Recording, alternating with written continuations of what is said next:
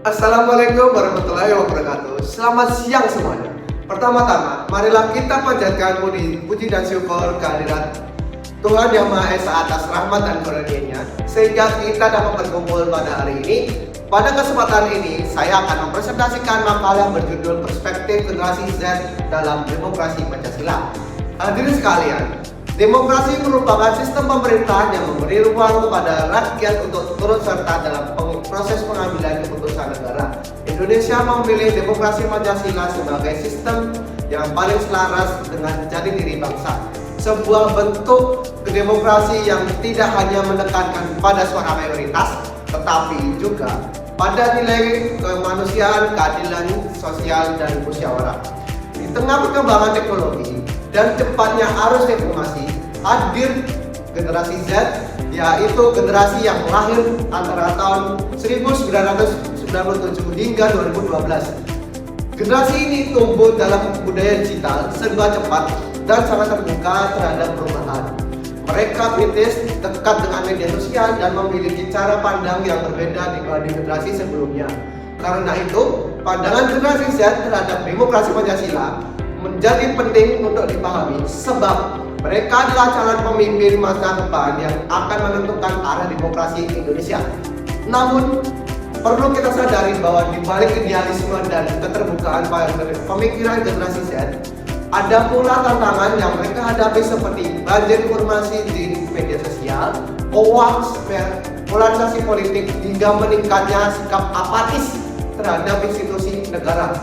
Maka, memahami perspektif mereka bukan hanya relevan, tetapi juga strategis bagi masa depan bangsa. Rumusan masalah makalah saya membahas 3 pernyataan utama bagaimana pandangan generasi Z terhadap demokrasi Pancasila, apa saja faktor yang mempengaruhi pandangan tersebut, dan bagaimana peran generasi Z dalam memperkuat demokrasi Indonesia.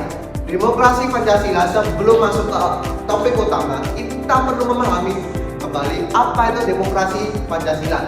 Demokrasi ini berlandaskan 5 sila Pancasila dengan ciri utama musyawarah mufakat sebagai dasar pengambilan keputusan, kebebasan dan yang bertanggung jawab, penghormatan terhadap HAM sekaligus kewajiban sebagai warga negara, dan keadilan sosial bagi seluruh rakyat Indonesia. Dengan kata lain, demokrasi Pancasila adalah demokrasi yang tidak hanya bicara tentang kebebasan, tetapi juga tentang keseimbangan, persatuan, dan nilai kemanusiaan.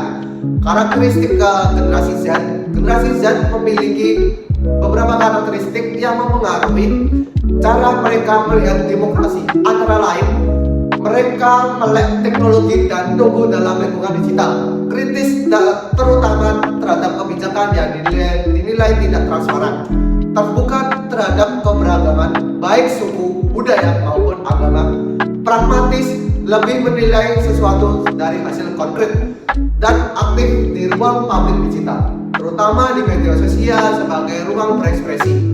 Karakter-karakter ini membuat generasi Z memiliki gaya pikir yang unik dibanding generasi sebelumnya. Pandangan generasi Z terhadap demokrasi Pancasila secara umum. Pandangan generasi Z dapat dibagi menjadi 3 kategori. Yang pertama adalah pandangan positif banyak generasi Z menilai bahwa demokrasi Pancasila masih relevan untuk menjaga persatuan bangsa. Mereka menghargai nilai musyawarah, kebebasan berpendapat, dan keadilan sosial yang terkandung dalam Pancasila. Kedua, kritik terhadap praktik demokrasi meski menghargai ideologinya. Generasi Z seringkali melihat adanya ketidaksesuaian antara teori dan kenyataan, misalnya praktik korupsi, politik uang, atau kebijakan yang tidak berpihak pada masyarakat.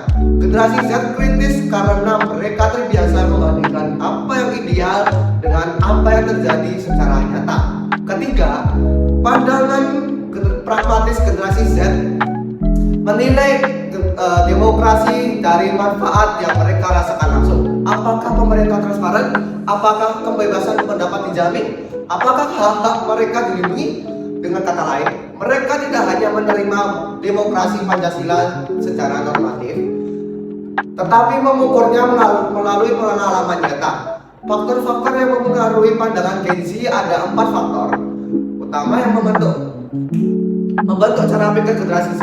Media sosial platform seperti TikTok, Instagram, ataupun X menjadi sumber informasi utama sekaligus tempat berdiskusi dan mengkritisi kebijakan pemerintah.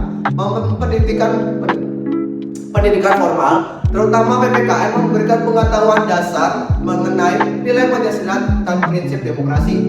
Lingkungan keluarga dan masyarakat, nilai demokrasi sering muncul dari pola asuh dan pengalaman sosial sejak kecil. Pengalaman langsung, keterlibatan dalam pemilu, organisasi kampus, komunitas, dan kegiatan sosial membentuk pemahaman mereka tentang pentingnya demokrasi.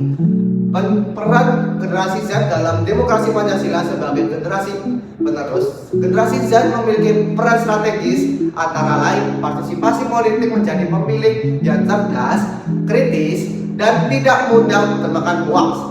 Kontrol sosial menggunakan media sosial untuk mengawasi pemerintah, menyampaikan aspirasi, dan menyebarkan edukasi politik. Gerakan sosial membentuk komunitas atau gerakan yang mendorong perubahan sosial yang adil dan berkelanjutan. Mengamalkan nilai-nilai Pancasila mulai dari toleransi, bergotong royong, hingga musyawarah dan kehidupan sehari-hari. Generasi Z bukan hanya penonton, tetapi aktor penting dalam kehidupan demokrasi Pancasila.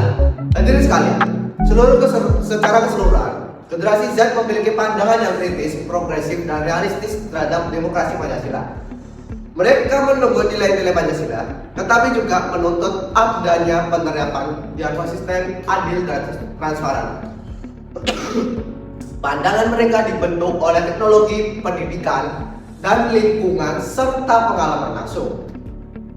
Dan yang paling penting, Gen Z memiliki peran besar sebagai penggerak masa depan demokrasi Indonesia. Untuk itu, makalah ini memberikan beberapa saran. Seperti pemerintah perlu memperkuat pendidikan demokrasi yang relevan dengan perkembangan zaman. Gen Z harus meningkatkan literasi politik agar tidak mudah percaya dengan hoax atau provokasi. Untuk keluarga dan sekolah dan masyarakat perlu menanamkan nilai Pancasila secara konsisten dan nyata. Media sosial sebaiknya dimanfaatkan sebagai sarana edukasi, bukan hanya hiburan. Demikian presentasi yang dapat saya sampaikan. Semoga apa yang telah dipaparkan dapat menambah wawasan kita mengenai peran generasi Z dalam demokrasi Pancasila. Terima kasih atas perhatiannya. Wassalamualaikum warahmatullahi wabarakatuh.